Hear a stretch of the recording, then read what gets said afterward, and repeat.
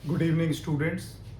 हमने पिछले लेक्चर में पढ़ा था कि किस तरीके से 5 यूरोपियन शक्तियों ने भारत में व्यापार प्रारंभ किया। ये थे पुर्तगाल, हॉलैंड, डेनमार्क, इंग्लैंड और फ्रांस। हमने पुर्तगाल, डेनमार्क और हॉलैंड के बारे में बहुत कुछ पिछले लेक्चर में पढ़ लिया। अब 2 शक्तियां बची, इंग्लैंड ईस्ट इंडिया कंपनी और फ्रेंच ईस्ट इंडिया कंपनी। दोनों ने ही एक दूसरे का विरोध भी किया भारत में। दोनों ने अपने आप को स्थापित करने का भी प्रयास किया और अंत में ब्रिटिश ईस्ट इंडिया कंपनी हावी रही और न केवल उसने भारत पे अपने व्यापार को नियंत्रित किया, बल्कि उसने भारत को अपने उपनिवेश के रूप में परिवर्तित कर दिया। ये ईस्ट इंडिया कंपनी 1600 में स्थापित हुई थी और इसके बाद इन्होंने भारत में फैक्ट्रियां स्थापित करने का प्रयास किया।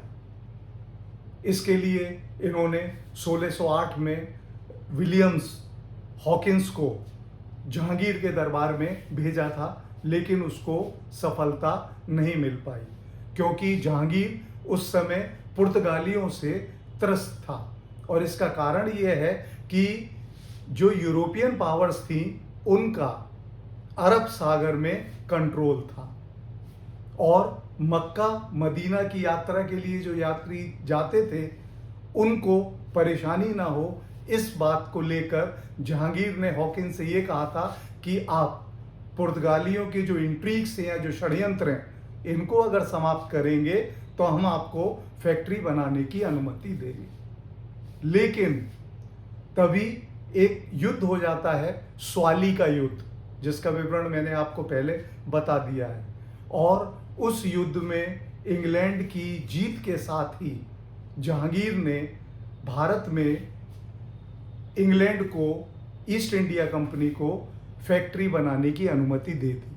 जो पहली फैक्ट्री बनी वो 1613 में बनी सूरत में। देखो, ये और ध्यान रखना कि इस तरफ पश्चिमी क्षेत्र है जहां अरब सागर है और ये पूर्वी क्षेत्र है जहां पर बे ऑफ बंगाल है और इनके जो तट हैं, जो इधर का तट है वेस्ट का, वो मलाबार तट कहलाता है और जो ईस्ट में तट है वो कोरोमंडल कोस्ट कहलाता है। तो सबसे पहली स्थायी फैक्ट्री जो ईस्ट इंडिया कंपनी ने भारत में स्थापित करी वो सूरत में थी। इसके बाद इन्होंने 2 और फैक्ट्रियां स्थापित करी, एक भड़ोच में और एक अहमदाबाद में। ये फैक्ट्रियां 1616 में स्थापित हुई और ये टेक्सटाइल ट्रेडिंग सेंटर थे। कपड़ों का व्यापार इन दोनों जगह की फैक्ट्री से किया जाता था। उसके बाद इन्होंने 1616 में कालीकट में एक फैक्ट्री स्थापित करी और यहां से मसालों का व्यापार ये लोग करने लगे। पुर्तगालियों से भी मुकाबला करते थे और मसाले का अपना व्यापार भी करते थे। उसके बाद 1668 में बॉम्बे में एक इन्होंने फैक्ट्री स्थापित करी, जिसके विषय में हम लोगों ने पिछले लेक्चर्स में पढ़ लिया है। तो ये जो फैक्ट्रीज थी ये एक तरह से फोर्टिफाइड वेयर हाउसेस थे और यहां पर जो कंपनी के एजेंट होते थे उनके घर भी बने रहते थे और ये 3 चीज के लिए क्रूशल होते थे। नंबर 1 ट्रेड यानी कि व्यापार, दूसरा यहां पर अगर ये बड़ा बन जाए तो मिलिट्री पोस्ट ये बना सकते थे और तीसरा यहां से वो राजनीतिक नियंत्रण भी रख सकते थे। इसके अलावा उन्होंने यहां पर भी ईस्ट में भी अपनी फैक्ट्रीज बनाई और इसमें जो सबसे पहली फैक्ट्री इन्होंने बनाई थी वो 1611 में बनाई थी मसूलीपट्टनम में।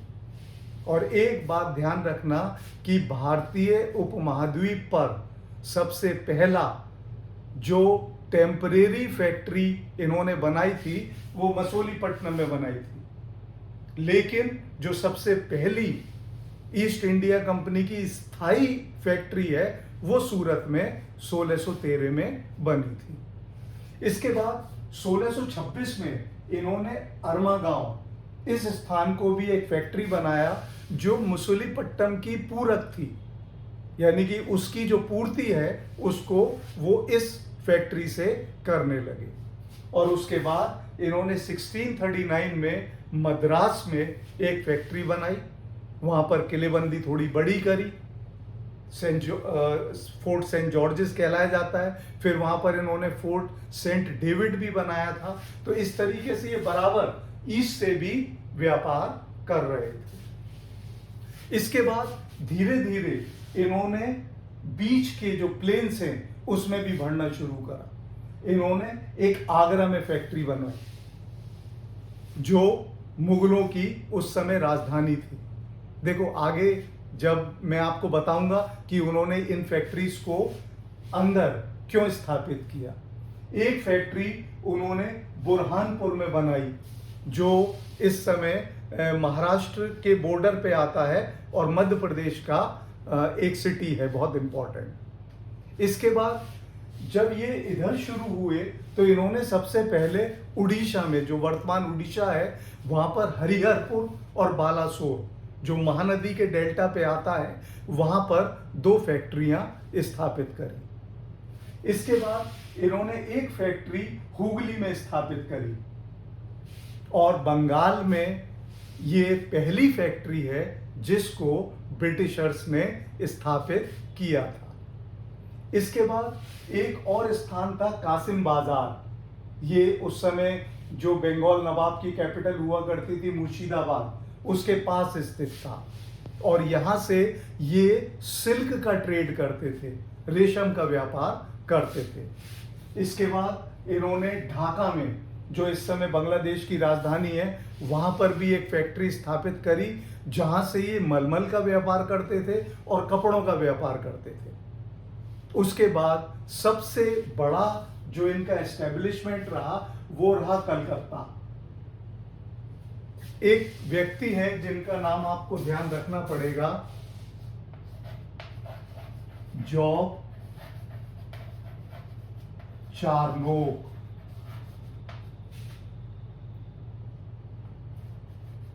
जॉब चार्नोक, इसने क्या किया कि एक गांव को खरीदा जिसका नाम था सूतानती।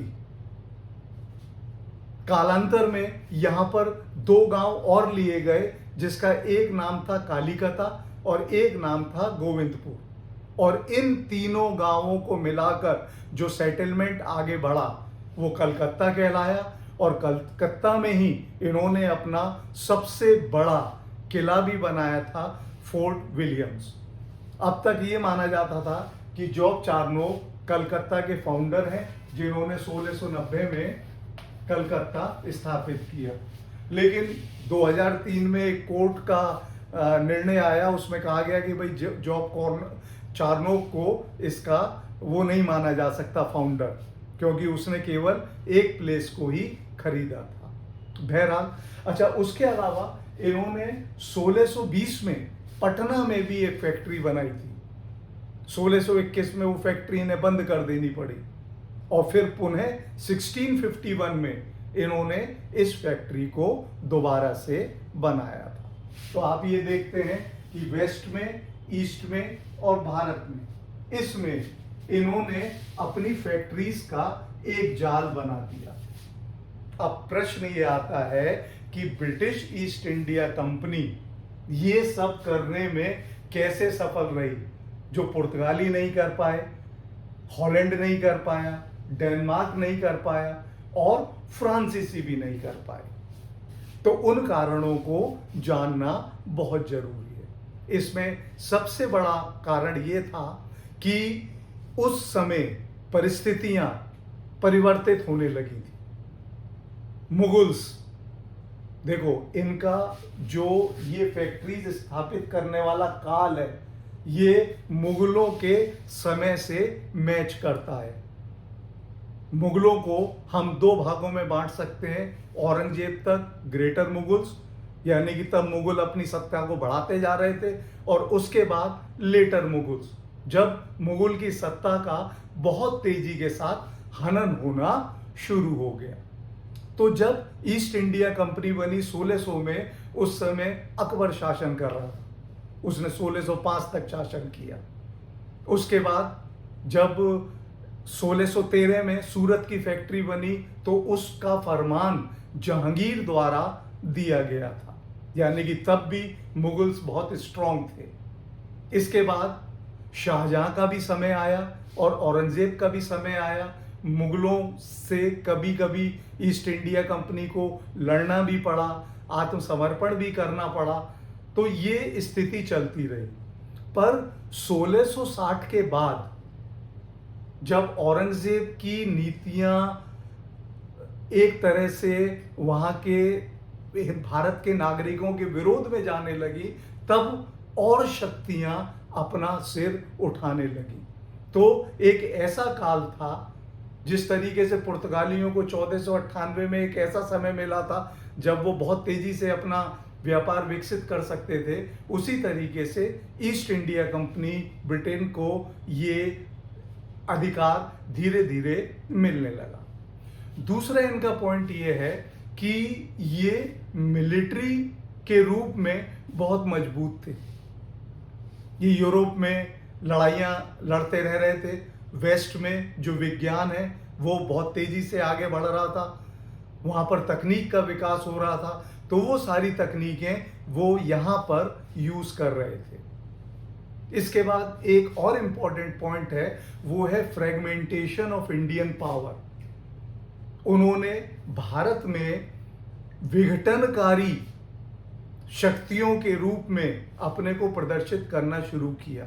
जैसे दो देशी राज्य लड़ रहे हैं तो एक को सपोर्ट करते थे, उसी को राजा बनाते थे, और कुछ अपना व्यापार का जो हिस्सा होता था उसको वो मजबूती से करा लेते थे।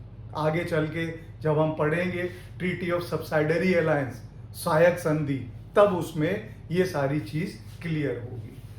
उसके बाद एक बात और थी कि जो इंग्लिश ईस्ट इंडिया कंपनी थी, ये ग्लोबल ट्रेडिंग कंपनी थी। विश्व में बहुत सारी जगह ये व्यापार करती थी और इसके पास वित्त की कोई कमी नहीं थी।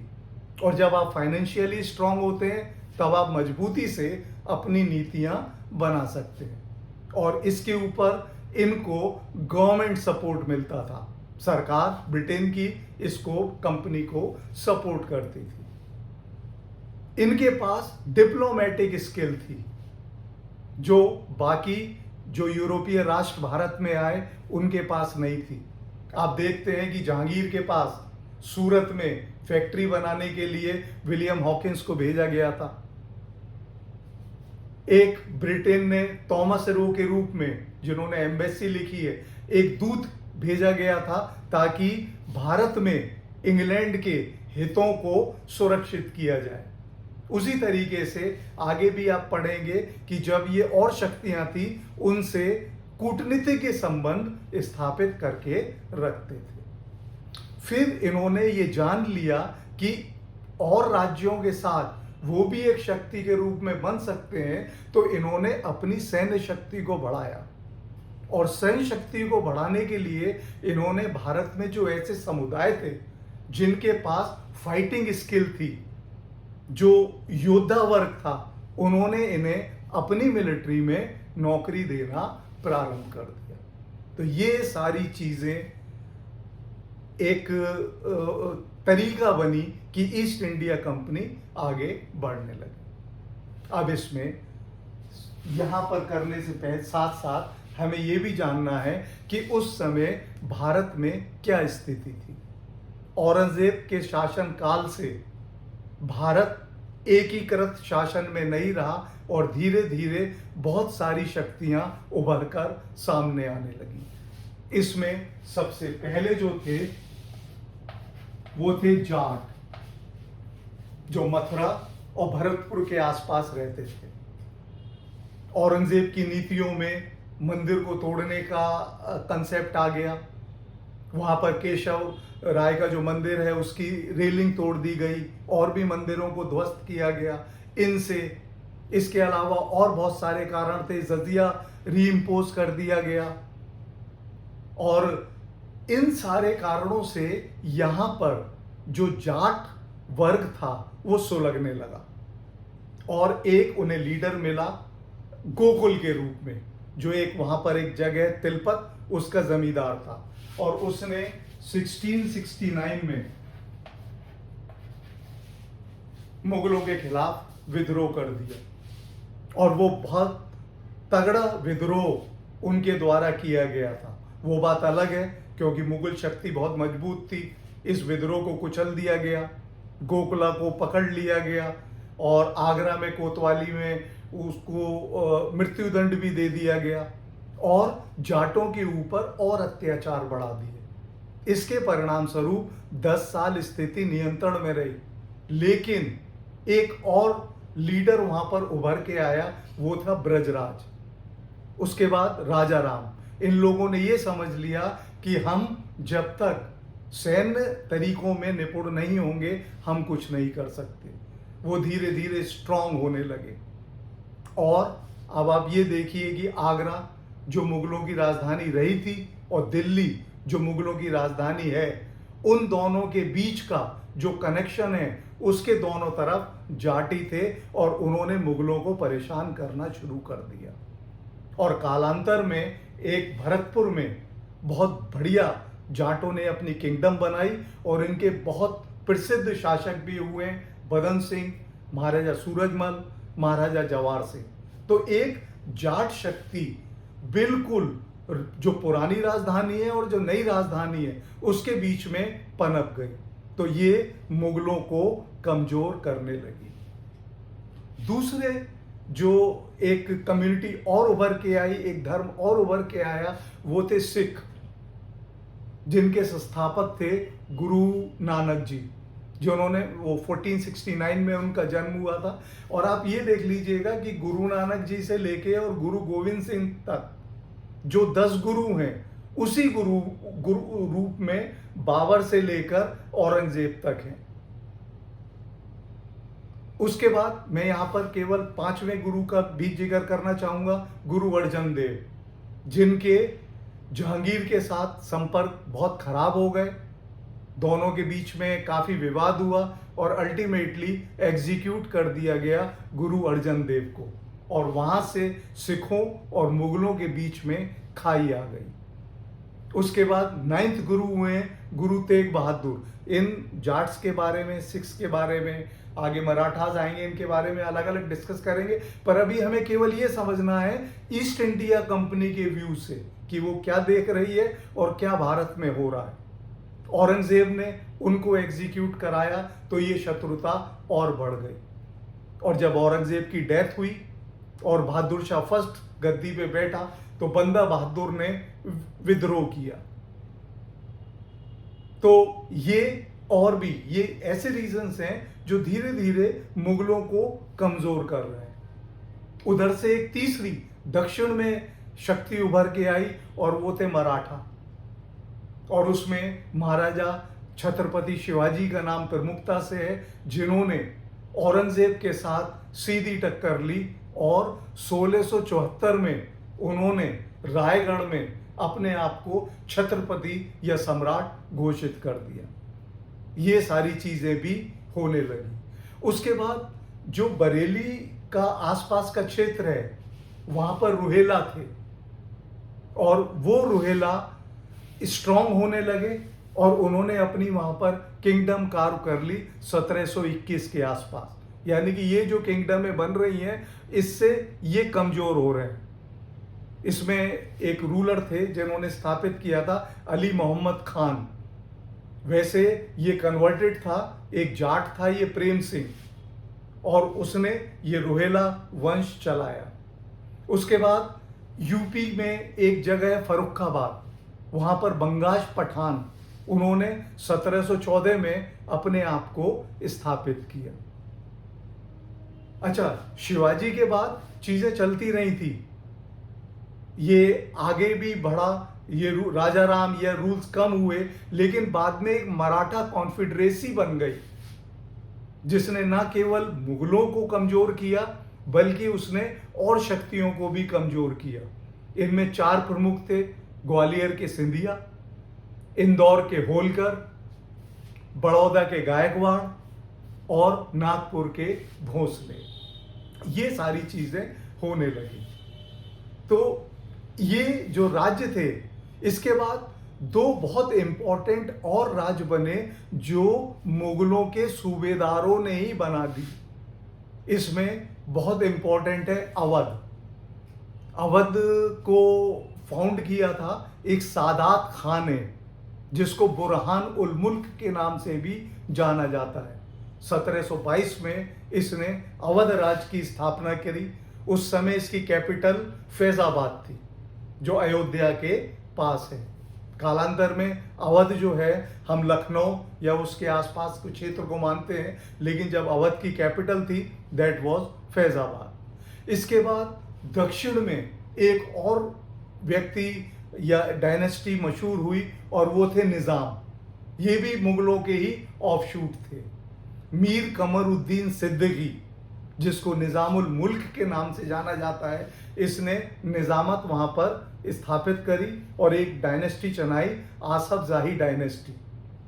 जहाँ अवध का सवाल है, लॉर्ड डलहौजी ने माल एडमिनिस्ट्रेशन के नाम पर इसको अपने राज्य में मिला लिया था। वहीं जो निज़ाम है वो 1947 तक भी चलते रहे।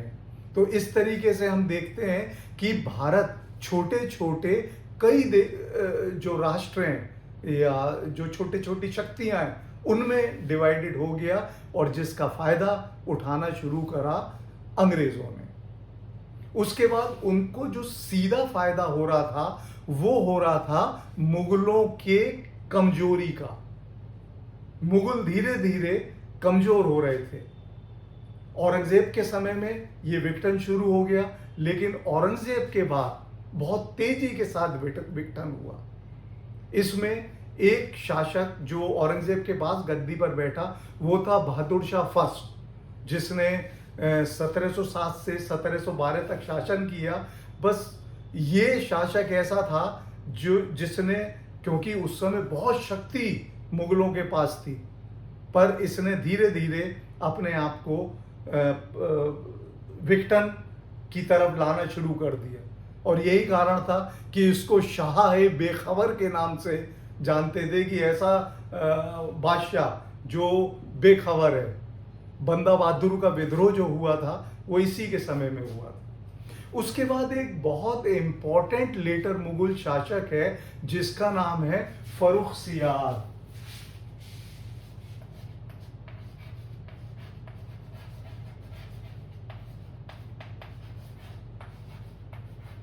इससे ईस्ट इंडिया कंपनी को बहुत फायदा हुआ है।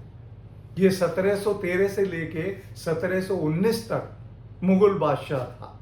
इसने क्या किया कि ईस्ट इंडिया कंपनी को ट्रेडिंग प्रिविलेजेस दे दिए, व्यापार में बहुत तगड़ी तगड़ी छूट दे दी। इसमें सबसे पहला था ड्यूटी फ्री ट्रेड, यानी कि अंग्रेज बिना कोई कस्टम दिए व्यापार कर सकते थे, और इसके बदले में उन्हें एनुअली 3000 रुपए मुगल बादशाह को देने होते थे। दूसरा एक और जो प्रोसेस जो ट्रेडिंग प्रिविलेज मिला वो था दस्तक।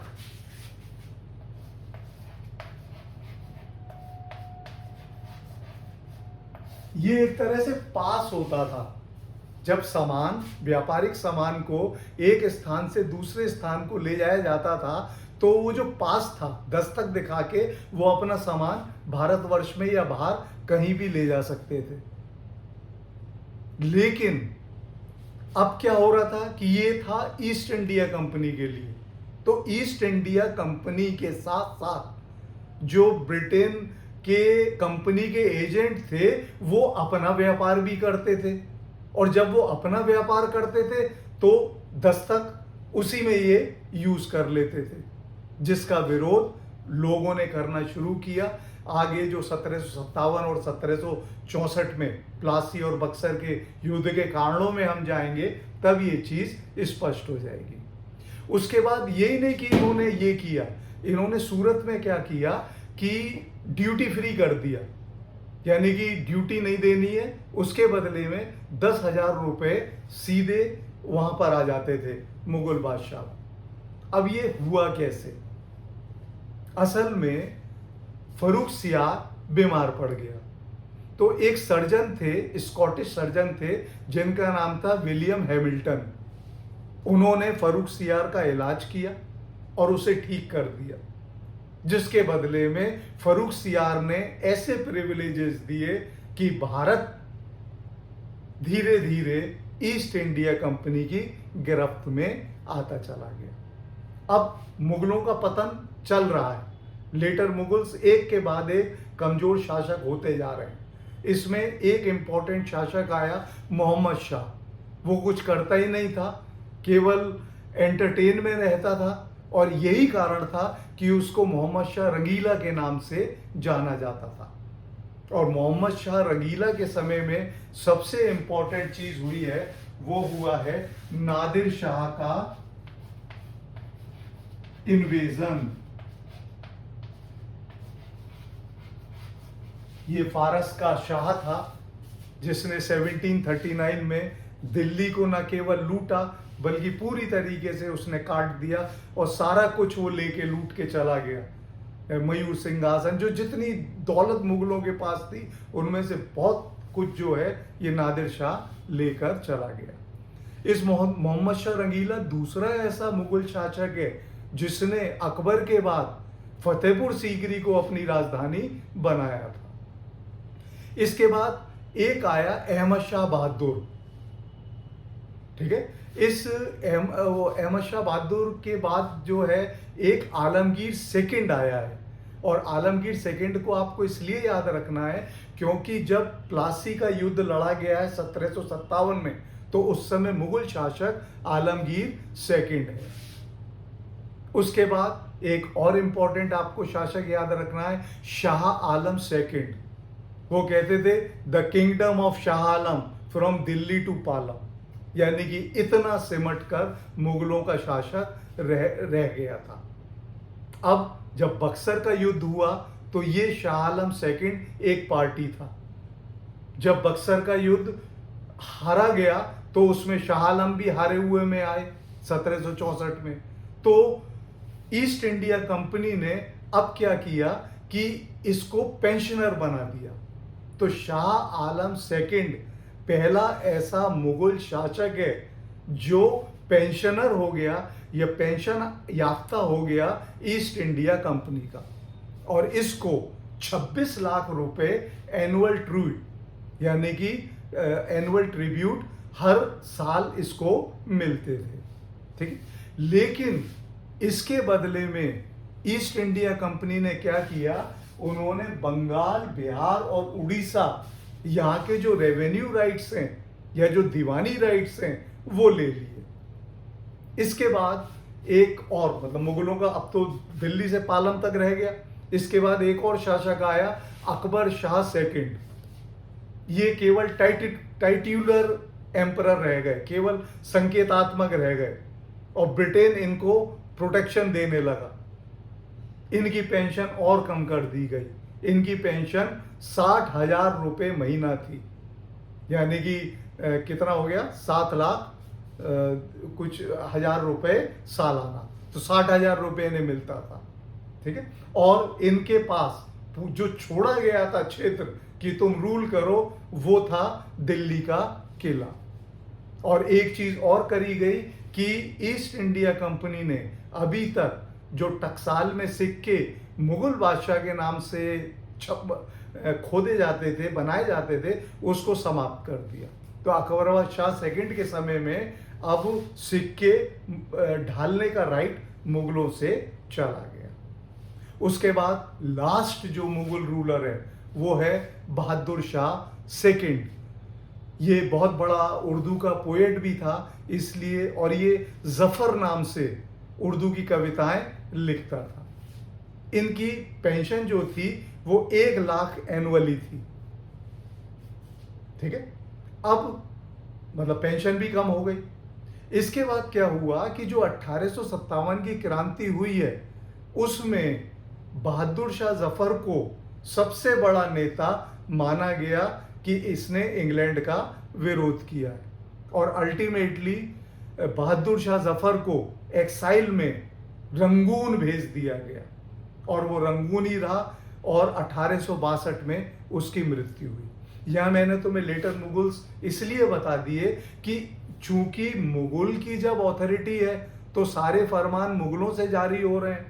जब मुगल धीरे धीरे कमजोर होते चले गए, पर जो बादशाह है उसका लाभ उठाना, जैसे फरुख सियार का इन्होंने डिप्लोमेटिक लाभ उठाया, वो सब ईस्ट इंडिया कंपनी करती चली गई और धीरे धीरे वो अपने आप को भारत में स्थापित करती चली गई। तो अब हम आ गए हैं 1757 यानी कि प्लासी के युद्ध के बिल्कुल पास, और नेक्स्ट लेक्चर में हम 1757 का प्लासी का युद्ध और बक्सर का युद्ध करेंगे और उसमें हमें ये पता पड़ेगा कि किस तरीके से ब्रिटिशर्स ने और नीतियां प्रारंभ करी और वो भारत को उपनिवेश बनाने के रास्ते पर चल। Thank you.